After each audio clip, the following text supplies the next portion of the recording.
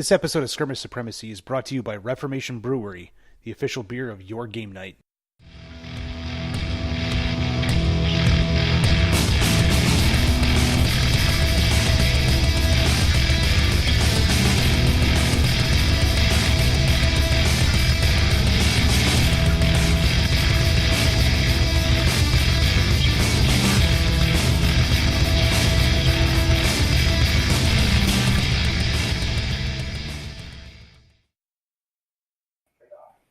Serious.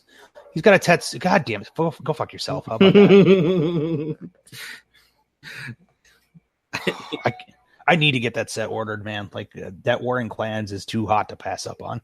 Yeah. I'm a little worried that it's not up to their normal quality for casting. Anything's better than those Warlord plastics. True.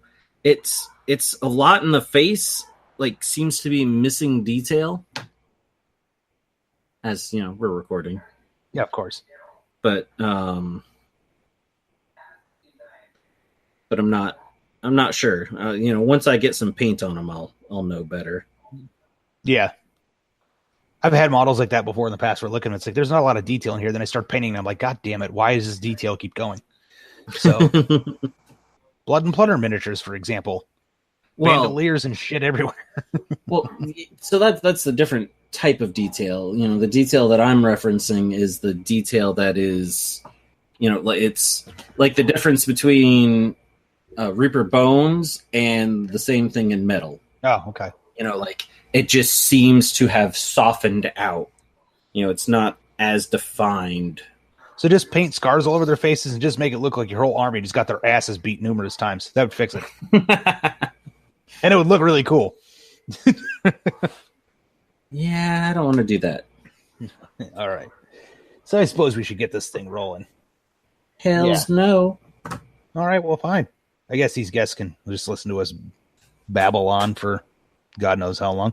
No, let's not do that. All right, folks, welcome back to another episode of Skirmish Supremacy. I'm your host, Tim Korkleski. We are joined, as usual, by your other host, Nick Bogart, over there doing some painting on the War Banner, Footsore miniatures, Warring Clans, new sexy metal hotness samurai models that he keeps rubbing in my face because I don't have mine yet. So, Andy Hobday, I blame you for everything. Well, I do that anyways, too. Yeah. But, so as most folks know, I just got back from Gen Con a few days ago. I took a few days off. I didn't even want to look at my cell phone for about a total of a day and a half. And, so today we're actually going to talk something about a couple things that we haven't really talked about in the past, which is, well, at least, we haven't touched upon this specific subject, is RPGs and like what we like to see in RPGs and what we like to play. Now, obviously, we've had RPG guests on in the past, but we've never just had a discussion about what we like to see in games. So that's going to be kind of the subject for tonight. So there's probably going to be a little bit of side tangents, a little bit of rambling, and, just some good-natured ribbing here and there when it comes time to certain things that we like and or dislike in RPG. So keep in mind, folks, everything we say tonight is utterly opinion. There are no facts stated tonight at all. It is just the stuff we like and dislike in RPGs. So with that, Nick, how are you doing tonight, man, besides teasing me? I'm doing good. Lots of teasing going on. Trying to figure out how I'm going to paint all these samurai. What colors I want to use. Okay, I was going to say just to paint them, use paint, but that's pretty. But what paints? Because there's so many of them, like handfuls of samurai. Oh, I hate you so much right now. Anyways, so RPGs. Yeah, something that I'm really, really excited about. There was a just metric shit ton of RPG books that were taken to Gen Con. There was a whole bunch of new stuff. All of it, for the most part, was pretty amazing. Craig was there. He was actually at the Indie Game Designers booth, and I know he was doing quite well with Capers and Die Laughing and Murders and Acquisitions. So I got a chance to talk with him for a little bit. He did great. My buddies Paul and George over at Renegade Games, they just launched Overlight, which was like the belle of the ball of the show. I got a chance to see The Dark Eye, which is I guess if you want to call it a European D&D analog, I could touch on that in a little bit. That was amazing. Of course, they had the brand new Cyberpunk RPG there. They launched the Witcher RPG. If you were an RPG fan that liked to play everything other than D&D and Pathfinder, you had a bunch that you had available to you there this year. That's awesome. And again, I'm not crapping on Pathfinder and D&D. It's just we all know what those titles are. And my motto is always try new RPGs. Yeah, no, definitely. It's that does sound pretty damn exciting. I know. Well, we've had Craig on a couple of times. I'm really looking forward to getting Capers because superhero type powers in the 1920s and 30s. At the height of gangsters prohibition. Right, exactly. It's gonna be fun. Exactly. I mean, what's not fun? Lightning Tommy guns. The shooting lightning bolt. Yes. Yeah, that's obviously that's gonna be one that we're definitely gonna have to get some APs in. Mostly because of the fact I don't like editing. So it's going to be actual plays. So everybody's going to hear everything that we talk about. just hit record. Just hit record. And what you hear is what you get, folks. That's all there is to it. I apologize beforehand. I regret nothing. I didn't say I regret anything. I just apologize beforehand. But yeah, definitely Capers is one we're looking forward to. But yeah, one of the things we want to talk about tonight is kind of like our likes and dislikes in RPGs, be it the kind of players we play with, mechanics we like to see in games, or mechanics we like to see omitted from games, just things of that nature. So yeah, I guess let's kind of talk about like the things that we like general tidbits we like to see in RPGs. So Nick, why don't you go ahead and get us started on that one a little bit? I'm a narrative guy. I like good stories. I like good world building. So some of my favorite things to have is that you have to have a strong background for your character, and the characters that you're with, your friends and all that you're playing with, need to have good backgrounds, because on top of that, whoever's DMing, GMing, whatever you want to call it, whoever's running the game can help to build either conflict or interaction, or reinforce those things. I was playing this one game where I had this dude. He was an albino, and one of the other guys was a necromancer. So we kind of twisted how it was, or he wasn't a necromancer. He wanted to become a necromancer. Well, so my guy was really, really skinny albino. So he looked like he was dead.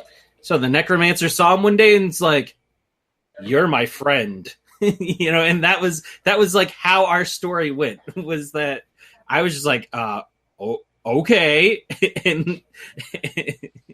And so he was always trying to act like I was his undead minion, and I was just like, whatever, dude, cast a spell on that thing. So he was a con artist. Well, no, he was just so obsessed that he just projected it all on my guy. It was just hilarious, and it's a lot of fun when you have stuff like that you can interact with, that makes it where your people feel real. They didn't just meet in that tavern when you just met in that tavern and started adventuring. Yeah, you did have something before. Yeah, and I think that to me is one of the things, like kind of going to the Adventure Tavern thing. I guess I'll touch upon something real quick, because I too am I'm a narrative person. I like knowing that the story's moving forward with like the proper amount of like intrigue, drama, combat, whatever it takes to move the GM story forward, in a way that makes sense for the characters, because that's always important, right? I don't ever want to feel like I'm railroaded. But and again, this may sound like I'm crapping on D&D, and I'm not. Or I guess you could say like the typical fantasy trope of an RPG, but I've never liked that whole idea of the first time you meet all of the other characters is like you all met at a bar. And, thinking back to my experiences in life, I can't imagine a time that was a good thing where I'm like, you know what, we need to go out and kill shit together. Not that I've ever said that in a bar, but, from that, like I am going to be doing something very involved and dangerous with you people. Where did I think in my mind this is a good idea to meet in a bar to discuss this stuff? Kind of a good point. Though I think you recently ran an RPG for some of us at Siege of Augusta that I guess technically you all went to a bar, but you all knew each other from the ship. Right, yeah. So we knew each other, but where did we start? In a bar. You ended up in the bar. Okay. You almost ended up in a bar fight because somebody was an a-hole. Yeah. I wonder who that was. Oh, yeah. It was the person you were playing. Somebody let the Dutchman talk is all I'm saying. But, yes, I'll put quotes, started around the ship. It was kind of like one of those cutscenes in a video game where you're all standing there and the person's talking at you and you are just hitting the OK button because that's the only option you have. And then you appear somewhere else, and that's where you start playing. Yes. That was exactly what happened, mister. I don't like people starting in a bar. To be fair, it was built specifically for first play for 2 hours at a convention. I don't know what you want from me. But typically when I run games, one of the things that I always encourage the players to do is after they make their characters is sit down and discuss with everybody. And typically, I guess you want to call this session 0, sometimes kind of session 1, depending upon, what my groups have going on in their, normal lives. Like you have kids, obviously session 0 would probably be something we handle over like Facebook Messenger or Slack or something along those lines. But basically, I as a GM don't ever want to be the one that dictates how players met. So, you make your character for whatever the setting is, and then you need to determine, like, how do you know Nathan's character? How do you know, Caitlin's character? How do you know Robin's character? How do you know Dana's character? And, just things like that. How do you get along? Like, what made you decide that it was a good idea to all stick together, even if it is loosely in some way? And that's always something that I always like to kind of push back on the players. And for a couple of reasons. One, it allows them to they have more agency over their characters other than like, I am Fightor with longsword. Right. You gain a sense of ownership. Yes. And you also gain a sense of kinship is the word coming to mind, but camaraderie, if I can come up with a plausible reason, like you met me one day and I looked like a dead guy and you like dead things, we're best friends. Right. Or I yelled Martha, you yelled Martha. I said, wait, you said Martha? Yeah. Oh, we're best friends. And then this super powered woman with an unbreakable shield just shows up and saves our asses for no reason. Exactly. So I could see how that would work. We both basically say our backgrounds, our mothers were both named Martha. We were beating the hell out of each other. We stopped. Then we were attacked by somebody else, and Caitlin's character just came in and protected us. Sounds about right. There, yay. Okay, so basically, yeah, session 0 is the plot of Batman versus Superman. But the point of it is that yeah, I always like to give that agency back to the players. I don't like to railroad them into how they meet unless it's like a major part of a story, or if like something's being written in a little bit more of a, I don't want to call it a serious tone, but there's certain subjects that sometimes depending upon how the game starts, might be railroaded a little bit. Like one thing, and again, this is all stuff you have to kind of discuss with your group too. So I had one session of, I don't remember what the hell we were playing now, but we actually had one session where we were all started off basically as chain gang slaves. So we had no, we were literally shackled to the other players in this case. So it was definitely one of those things where it was like, oh, damn. Okay. So we all know how we got to know each other and how we started. Right. But again, that something like that, because, well, I'll touch on this later. But again, flavor of group might determine that is or is not a good idea. Right. I mean, definitely. Which reminds me of, I forget if or where I read it or heard it from, but one of the Warhammer 40K RPGs out there, the one where you play a guardsman. Why am I forgetting the name of it? I can't think of which one it is. But anyways, you're all playing guardsmen. Well, what I read or saw was told, I don't remember, but this group was getting together to play it. Dark Heresy? Dark Heresy is actually where you play members of the Inquisition. Oh, okay. Actually, play Space Pirates, and then there is Death Watch where you play Death Watch, and then it might have been Dark Heresy because they might have all been on an Inquisition team. Okay, but they were all guardsmen who moved on. Okay, but moved on was kind of the key word. So when they went to start playing, the guy running it's like, make sure you bring a lot of characters. And yes. they're like, what do you mean a lot of characters? A lot. Like, if you think it's enough, write 10 more. And so they were all okay. He dropped them in the middle of an actual war, and they're guardsmen. So they kept getting these characters and kept fighting through this war, and they spent I forget how long it was, but they spent forever working through this battlefield until finally they had their characters that survived. But survived is a very loose term. They went through hell. A lot of them had different bionic conditions. A lot of them had, all of them had some sort of PTSD. And just by the time they were done, the guy's like, I felt so sorry. I wanted to put a bullet in my guardsman's head. But he soldiered on. He carried on for the Emperor. And he's like, it was some of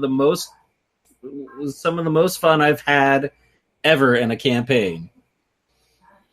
Nice. And it's so you can also do something like that to give people ownership, because you, even though you're putting them through a grader of just dead characters, they're still learning what they like, or they're still learning what they like, or learning about each other, and relying on each other until somebody comes up with somebody new. But there's a shared experience there, and it is good for forming together, right? And speaking about a DM killing off a bunch of people, I'm not a huge fan when a DM says my one and only goal is to kill you. Yeah, I 100% agree with you on that. Like the goal of the GM is to craft the story without railroading the players into what to play. His goal should not be there to be like the unabashed ass kicker. Yeah. And, granted, the person that, announced that to the group or whatever, never really went out of his way to just straight up murder us. And actually, the few times that he did something, just to screw with us, it actually backfired on him. That was pretty good. But, yeah, just I'm here to kill you. It's like, oh no, thank you. I don't want to play in a game where I'm just gonna be dead. Right. Now, characters can die as a matter of course, and I don't want it easy where there's no danger of dying. There should definitely be a challenge to the game, and all that. Right. But it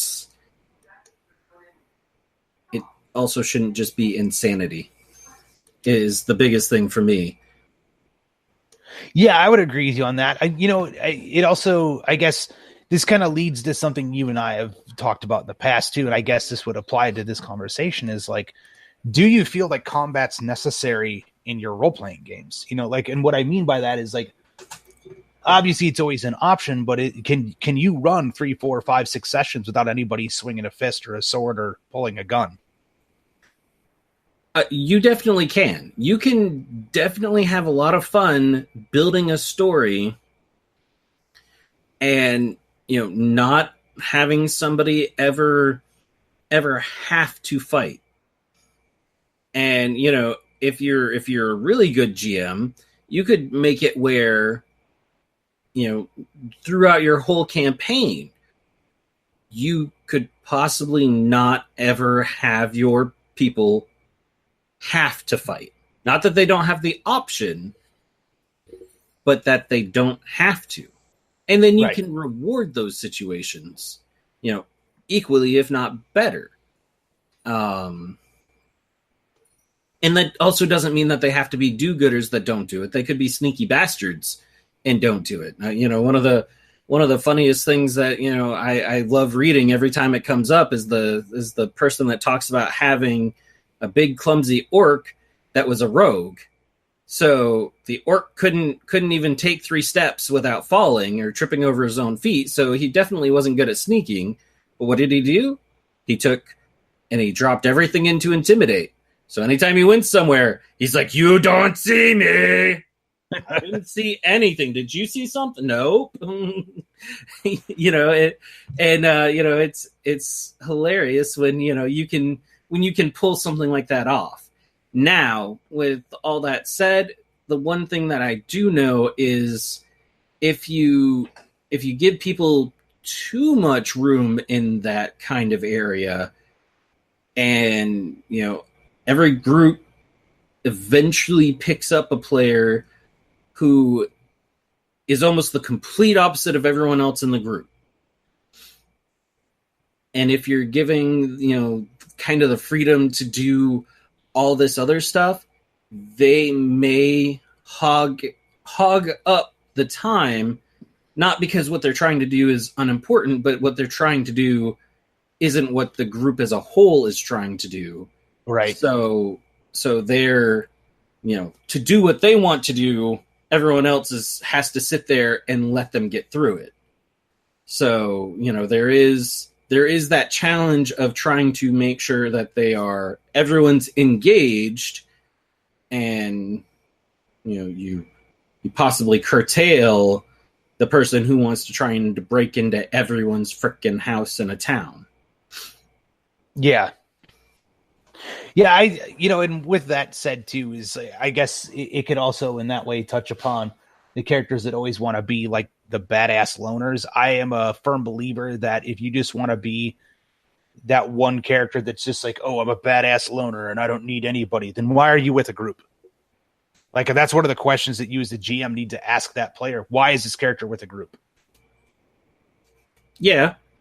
I definitely would agree. And sometimes it's, well, no, I mean, it's a good question to ask because why are you with them? Meat shield or whatever, but you're better alone. So why are you with the group? What would drive you who, feels that, these people are inferior to you to, join up with them. Right. And,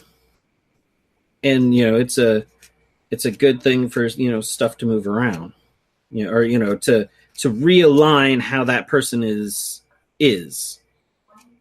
mm-hmm. that character at least. and what their goals are. Right. And so, because the thing I've found is that most of the people that want to play the badass loner character are usually the guys that want to say like, oh, I am the best at everything and I don't really need the rest of the party except to be there to be my support. And this leads into something else, I guess, when it comes time to the kind of group I like to play with too.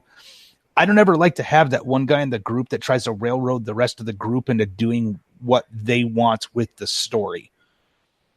You know, now if this one character in the group, and again, we're talking character here, not player, because there's a huge difference here. If you have that one character in the group that is always just kind of like, I guess the douchebag, you know, where it's like, he's always the one that's like, no, that's my plan. This is going to work. It's the way it's going to be. Or, you know, something like that. Then it's like, okay, that can create for some, you know, cool, like inner player role playing where it's like, okay, you know, we get it, Gronk. You want to do things your way. How about you play with the jingly keys while the people go and discuss the things over here? You know, where again, it's like, you know, that creates that, like, that's moving a story forward compared to a player trying to say my character's good at everything and really I just need you people here to back me up and provide support when my roles go south. You know, and that's one of those things that to me in a group, I like to know that everybody's going to gel. And, you know, and I guess a lot of it comes down to the fact that like they as players understand that they're in all of this together and not like, hey, you know, I've been playing, you know, say D&D for the past, you know, 10 years and you're all new people. Just everybody follow me and get behind me. And, you know, you're literally just here to carry my potions and make sure I stay healed. You know, no, that's no fun for anybody but that one person, you know, and that doesn't make for a compelling story either. Me as a GM, I would actually at that point try to kill that guy off. But that, you know, at that point, I would say, yes, GM, go ahead, do your thing. But yeah, for me, like my group, since we were going to talk about that as well, is definitely a group that like they all get along. They all kind of understand the concept of like the group dynamics and the story, and can separate like player wants from what the character can do. Because again, role playing is a lot like method acting without you actually standing up and performing. Most of the time. Yeah, most of the time. So I guess with that in mind, I know we talked a little bit about it in the past, and this is something we haven't really discussed in the air, but we both kind of have our likes and dislikes of systems that don't talk about the difference in weaponry. Now, I know a lot of this for us is like we do come from a miniature wargaming background. So like we like to know that certain things are significant in their own ways. But my mind can be changed on that subject with the right GM. Right. And I mean, you know, one of the ones that, you know, you're referencing or whatever is the one that you very happily picked up at Gen Con. Yes. Overlight. And, you know, I, you know, like you said, you know, we come from a, you know, a wargaming background. So from a wargaming background, we're used to, I have big sword does big damage. Right. I have little knife does little damage. Little knife, not good at parry, big sword. Exactly. You know, there's those factors, which are also rooted in reality. Mm-hmm. At the same time, you know, somebody who is skilled with little knife can possibly dodge big sword and stab the shit out of somebody before they can pull big sword back around to swing big sword again. Right. And once again, that would also be rooted in history. How many times were knights taken down by a dagger through the eye, through their helmet visor, by some little dipshit with a bow and a dagger? Or even just three pissed off locals that, you know, manage to trap them in the mud, lift up that faceplate and stab. Yeah, exactly. You know, you know, there are those things. So, you know, when it comes down to a weapon profile and stuff like that, you know, I am leery of it, you know, of not having it. because I mean, one of the things that the games have is they generally have a dice roll. You're going to roll a die for the random effect. The I am swinging this, but there may be something. I may not have set my feet right. I may, they may, luckily slip in the mud or something, and get lucky in dodging what should have been a killing stroke. So there's that randomness. But also, if I know that, my sword takes a lot of effort to swing, I want that swing to count, damn it. And I don't want it to be where, I swing my big sword, I, miss, they hit me with their little knife, and I'm instantly dead. And so that's the thing that, it's like, okay, there's a possibility, but it shouldn't be, necessarily a guarantee or whatever. They're odds and percentages and stuff like that. Plus, I'm investing a lot of time in this person, right? So, there, it would just, for me, I would just have to see how the mechanics of the game work. To find out if it matters, maybe it doesn't matter, because the mechanics itself account for all that. So it doesn't matter because it is going off of your skill, skill versus their skill. So I don't have to care what it is as long as you have, you have big sword skill, you have little sword skill, so for you to hit you or you to hit you, you have to be able to do, X, Y, and Z. Yeah. So for me, if you are playing much more of a simulationist game where like combat happens every 10 minutes, then yeah, like for me, weapon stats and things like that are necessary. Like D&D and Pathfinder definitely fall within that combat simulationist style where it's like, we've all known my misgivings on this in the past. And again, I'm not crapping on D&D. Like I still like to play when I get the chance. But the idea that like if I stab these next 3 orcs, I learned new languages, that doesn't really apply. Right. On that point of, like experience gain and all that, that is one that always bothers me in an RPG. I've never necessarily had a good answer for what you can do otherwise. But it shouldn't be, I stab 3 orcs, I can learn a new language. It's no, I've just got better at orc stabbing. Right. I have gotten better at using my weapons, which is a language of its own. Right. Go ahead. Yeah, so I was going to say, kind of touching back on that, like in the simulationist style games, yeah, I want stats for weapons, things like that. I like to know that my halberd is going to do more than your bow staff, as far as like the damage potential. However, like if the game is much more of that narrative based and like combat is one of those things it can be very quick and very deadly if you're on the wrong side of things. It's not a hit point system, if you want to call it that. Like every game's got its own different way of tracking health, right? But if it doesn't have like that whole like, oh, well, I can take, like I've got 100 hit points, I could essentially take 10 hits from this halberd before I got to worry about whether or not I'm going to die. Like that changes things where it's like in a game that's more narrative. It's like, okay, this dude with a halberd, it's my first time meeting him. All I know is he could be a beginner or this guy could be an absolute master.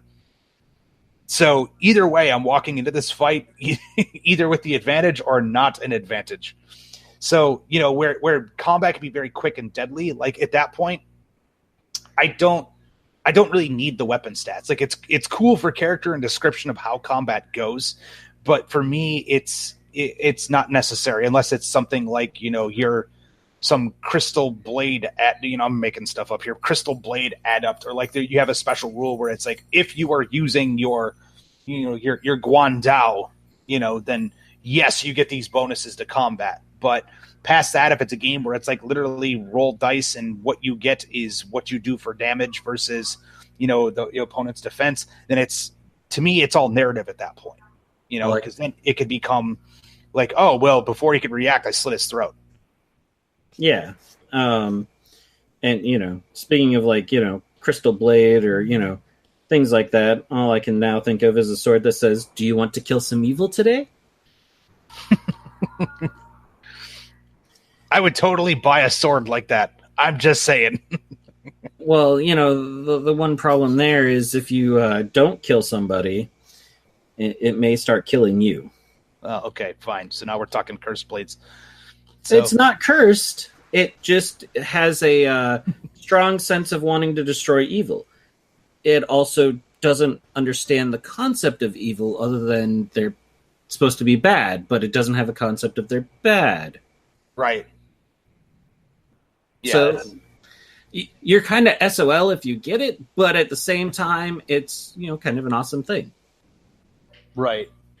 And so I do think that is the one other thing, you know, in it is that, you know, a Guandao or, you know, certain other weapons, you know, are meant to keep somebody away, you know, versus close in.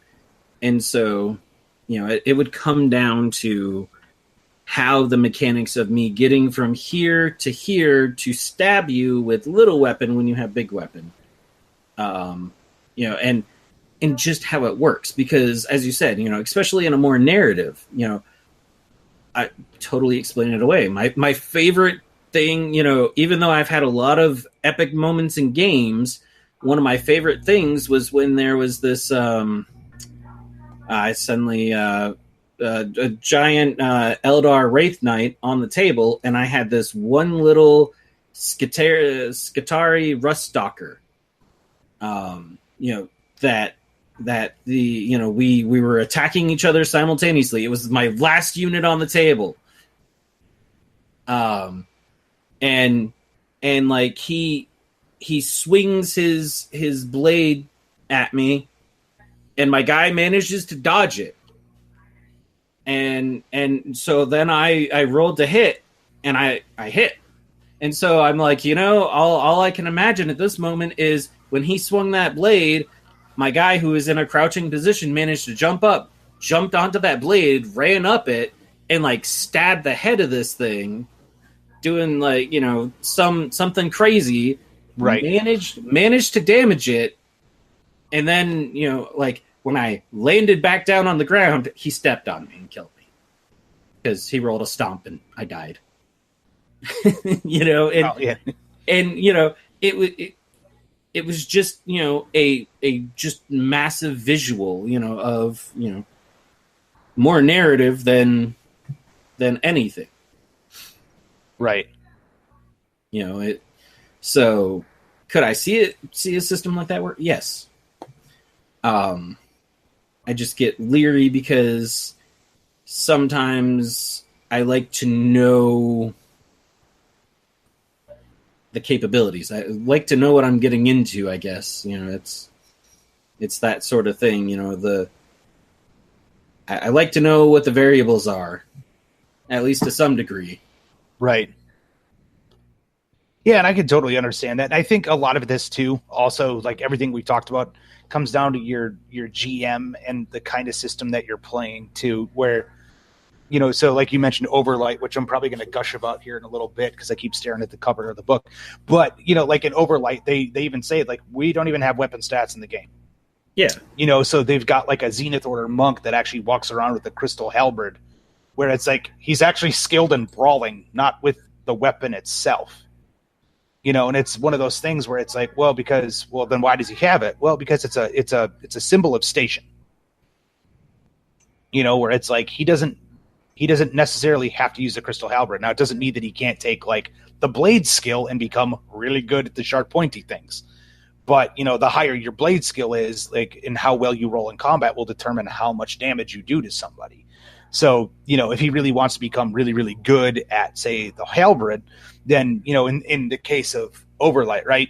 And I'm using this as a specific example of like the mechanics we were talking about, right? He could take certain chroma, which are powers that will make him better with bladed weapons. And then on top of that, by increasing his skill of using blades, he's going to become very deadly with that weapon. So where there may not be specific stats on said halberd, there is still nothing stopping him from becoming an absolute shaven-headed murder machine with that halberd. Right. So again, it comes down to and I think a lot of it too is like the severity of combat. Like how do you want combat to be affected in your game? So like in this case, is it going to be one of those things where, you know, combat is the core element of it, or is combat supposed to be quick and lethal and we move on with the story? Like does the combat push the story forward, or is it just something for filler? So yeah, means to an end. Right. Actually, there was another meme I saw, and I grabbed it for a coworker of mine because it has a reference to Knights and Knaves, which is a logic problem. But right. It said you encounter two guards. The one guard says one of us always tells the truth, one of us always lies. To get past, you have to figure out which is which. And so the wizard's like, well, all right. And then the barbarian goes, "Rah!" and kills one of the guards. And the wizard's like, what are you doing? And the barbarian points at the other guard. Is he dead? And the other guard goes, no, he's the liar. You know, it's a means to an end, one way or the other. You know, the wizard was going to try and apply the logic of, all right, well, how do I figure out which one's the liar, which one's not?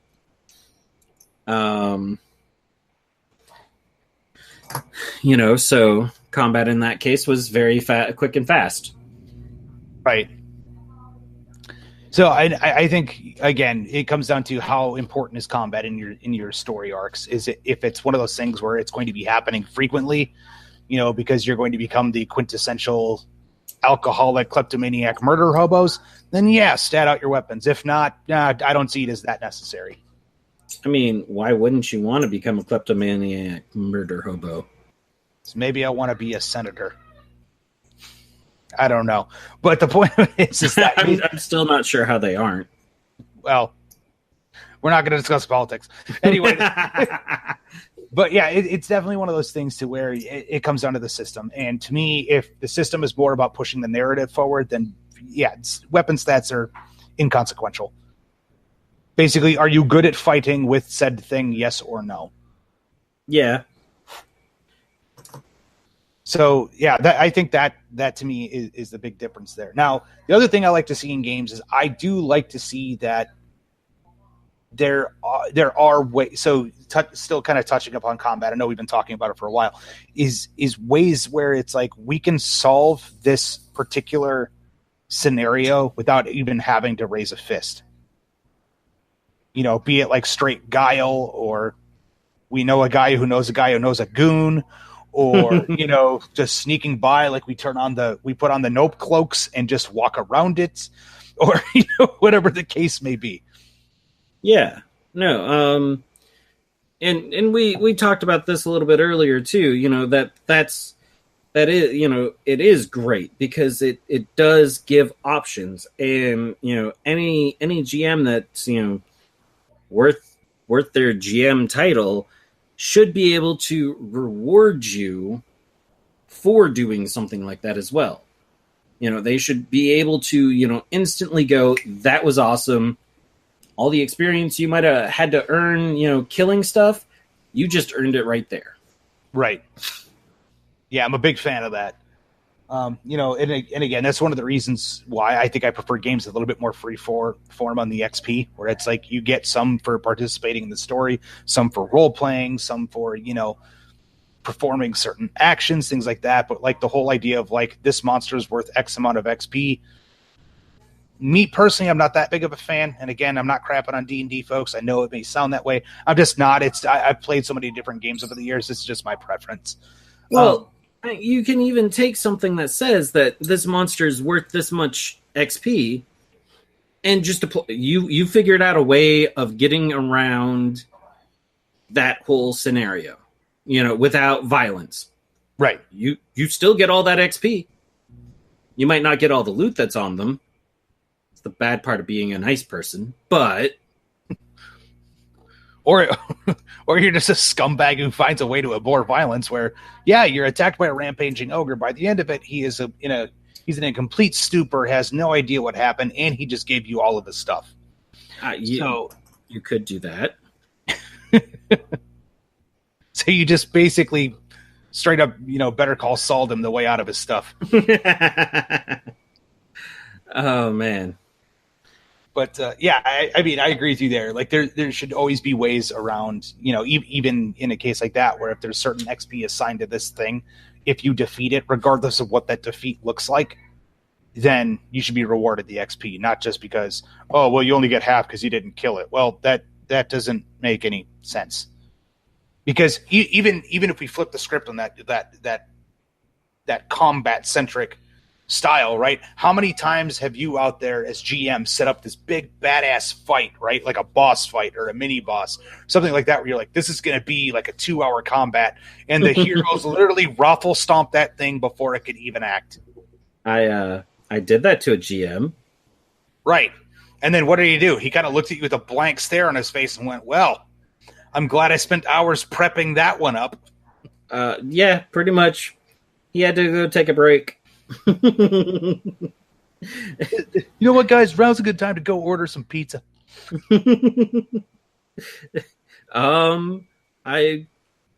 He's like, I had plans for if you guys avoided this. I had plans if you guys decided to fight this.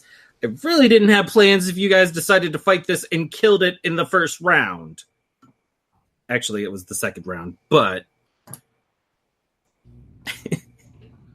but at the same time, it was his fault. He was screwing with me because I had this little psionic construct that could go run in. So I sent it running in, and we had a telepathic link, and I was like, he's like, it's some big worm thing. I'm like, okay, do you think we can kill it?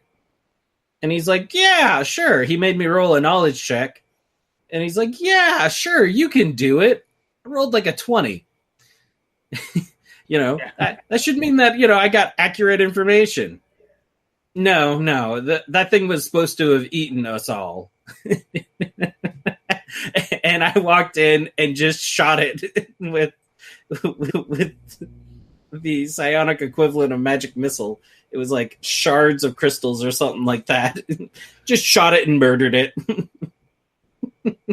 That's awesome. Oh, he was pissed. And then I was like, oh, well, hey, sorry, buddy. Yeah. So creative ways around everything. Now, is there anything else that like you like to see in an RPG? Like I know for me, narrative is always first, and players that gel well on the character level. Those are probably my top two of everything. Because one, I'm not afraid to boot a player. Like if they are just not a fit for everybody else and they're dragging down the game, I'm not afraid to boot them. So those are some of the primary things. I mean, obviously the setting has to be interesting to me, right? Or, whatnot. But that's subjective for everyone. What makes it interesting or not to you. But I don't know. I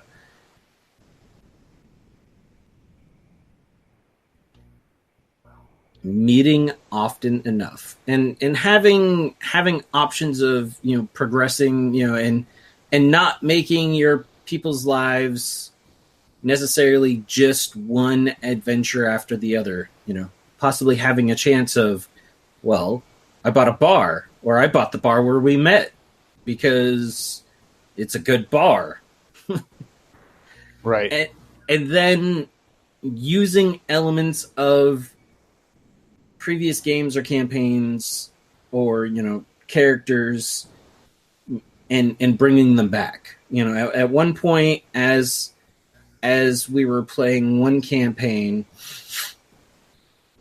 the very first one, it ended up like our very first adventure and my character kind of got the short end of the stick because everyone else was kind of more valuable than he was to our employer who blamed it all on my guy.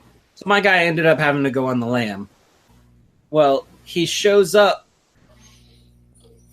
months in real life later, if not like a year later, farther in the campaign as this total badass, and actually at this point, everyone had a new character. But he showed up as the main enemy, as the antagonist of this whole section of the campaign. It was hilarious because we didn't know who it was until finally our GM, last battle is like, oh, and here's who you're fighting. And I'm like, you son of a bitch. That's why you stole my paper.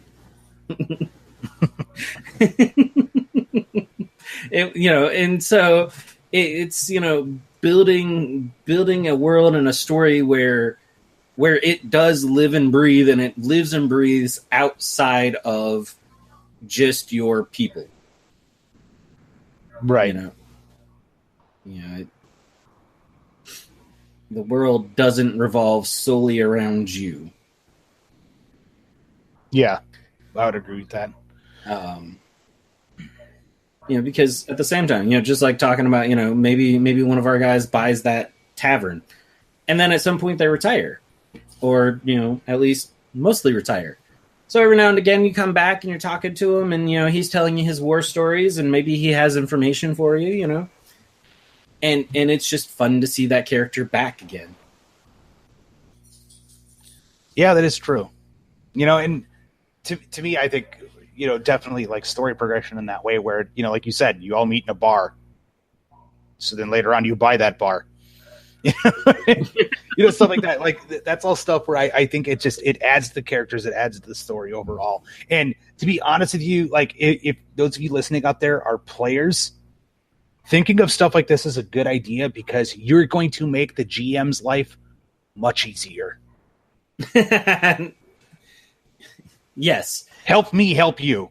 Exactly. And that's the thing is that, you want to build a world together where you're having fun, where the GM is almost jealous that he doesn't get to fully interact. Maybe he even wants to build a character, or he wants to use your characters to continue building the world, to try and, exist in it as much as you do. I mean, because granted, the GM's building the world, but it's one thing to be building it, and it's another to be living in it.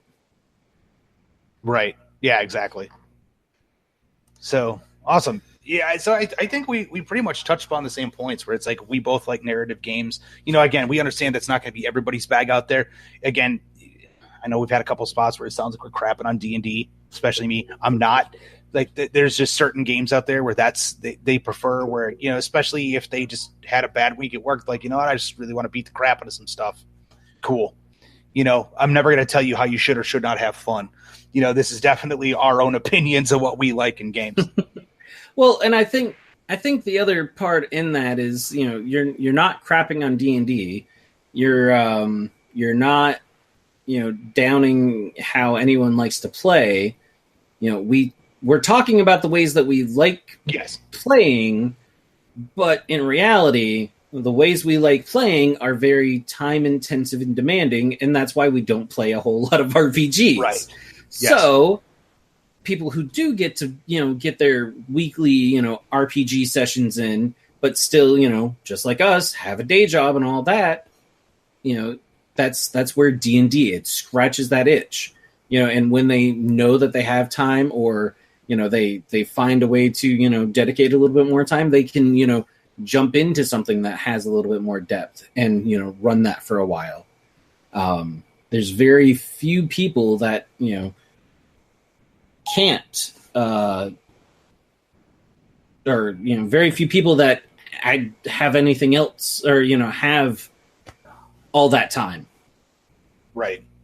And, that's the funny part is that's why there is people that are professional GMs out there.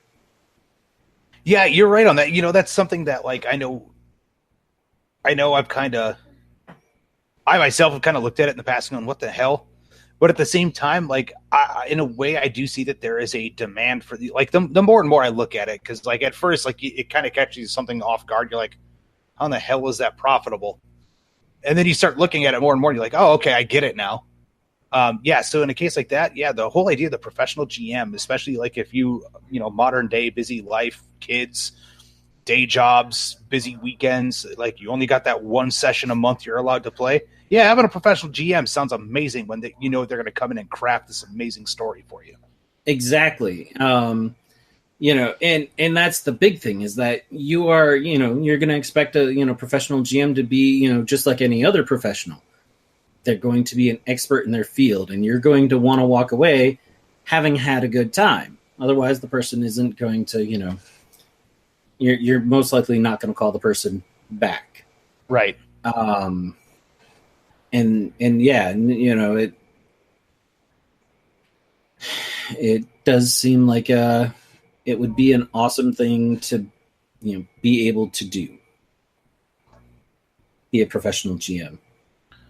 Yeah, it's definitely one of those things where I some people have talked about doing the whole professional GM thing, and if you could do it, try it, man. Like I don't think you're ever going to be able to quit a day job on it.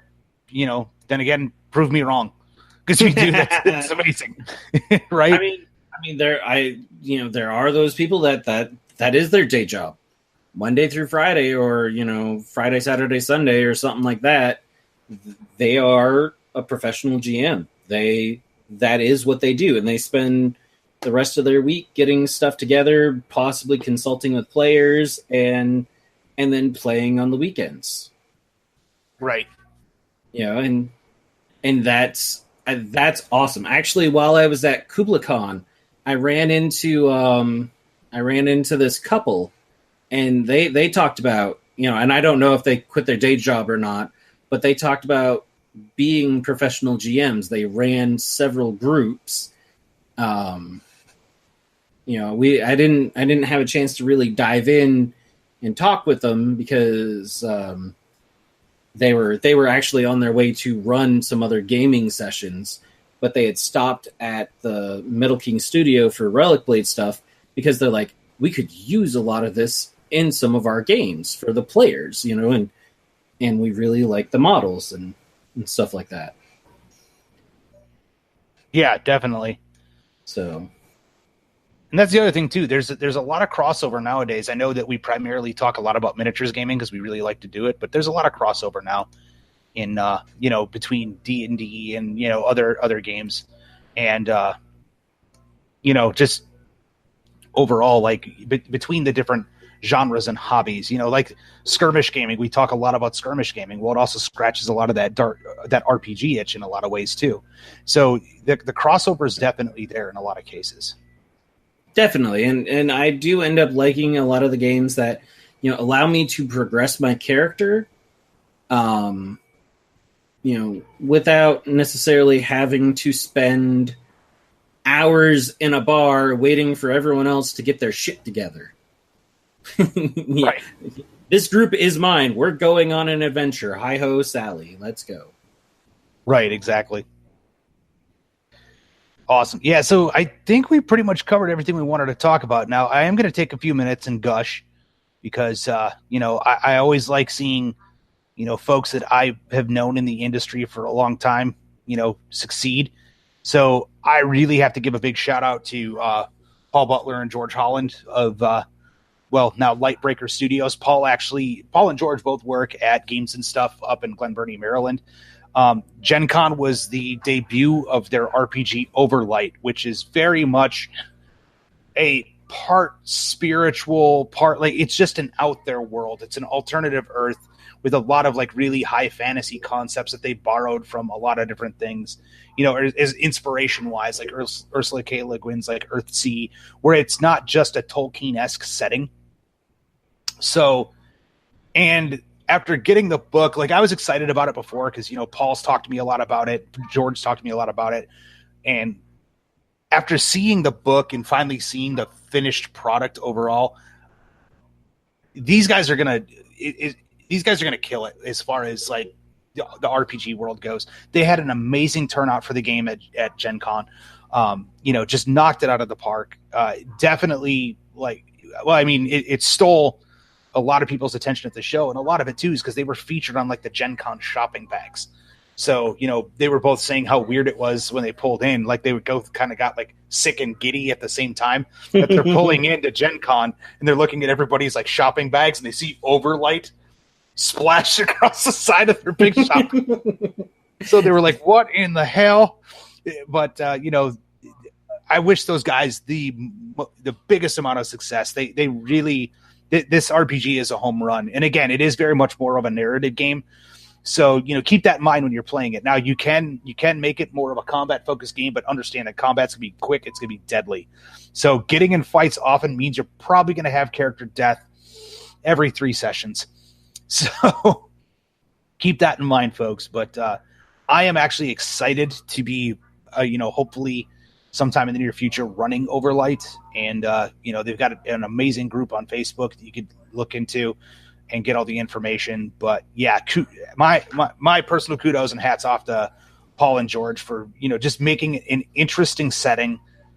And just, it's been a while since I've seen an RPG where I'm like, this is different and it's fresh, and they did it. And folks, that was the whole reason for the whole episode tonight, was just to give Tim a chance to say it. Not really. It probably did inspire it because we did have a guest who needed to reschedule, and Tim's like, let's talk about RPGs. Yeah. Like 2 hours before the show. Okay. So, yeah, I've been preparing for RPGs. I went and took a nap instead. Hey, you got to do what you got to do. All right. So, Nick, is there anything else you want to throw out there? I know you still got Skirmish Sundays going on. Skirmish Sundays, Thrashing Tuesdays, Dust Thursdays. Got quite the busy schedule. Well, so Skirmish Sundays and Thrashing Tuesdays is every other week. Right. And I've got Thursday Throwdowns at Meeple Madness now. Yeah. We've got Beat Jim one last time, but that'll be over by the time everyone hears this. But our good buddy Jim is getting ready to head back to France, and we're throwing him a goodbye party. By kicking his ass. By kicking his ass one last time. It's a special rule for the night. Any game Jim plays, he loses. It doesn't matter what happens in the game. He has lost. So, just to send him off right, we got him a big Dust Atlanta flag. I bought a 3x5 flag, and it's white for him, since he's going back to France. And then I had the Dust Atlanta logo that he had crafted up put onto the flag. So it's all good stuff. So I'm looking forward to tomorrow evening. Nice. Yeah, unfortunately, I will not be able to make that one, but it would definitely be fun. But I definitely wish Jim a fond farewell. It's always been great knowing the guy. It's not often that you come across guys that are just,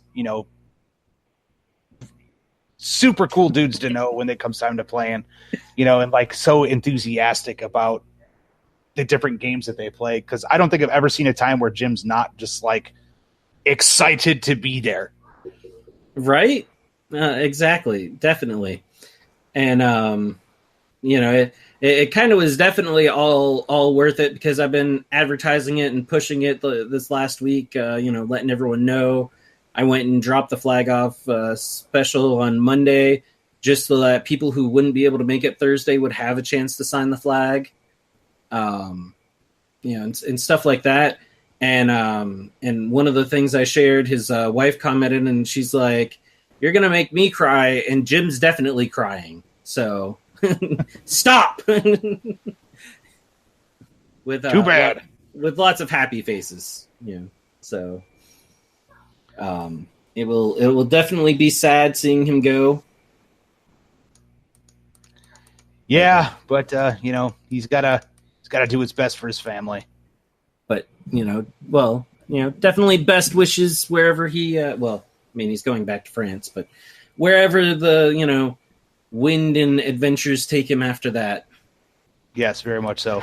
Hopefully back to Atlanta, but then again, we're biased. I mean, yes, but... All right, folks, so that's going to wrap up this episode of Skirmish Supremacy. We will see you next time. Bah!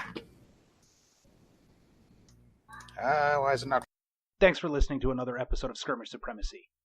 To see more of the antics that Nick and I do, you can check us out on Facebook at Skirmish Supremacy. We also have Twitter, which we can be reached at Skirmish Supreme, because apparently Skirmish Supremacy does not fit in Twitter. And if you want to email us directly, you can reach us at tim@skirmishsupremacy.com or nick@skirmishsupremacy.com. Thanks for listening.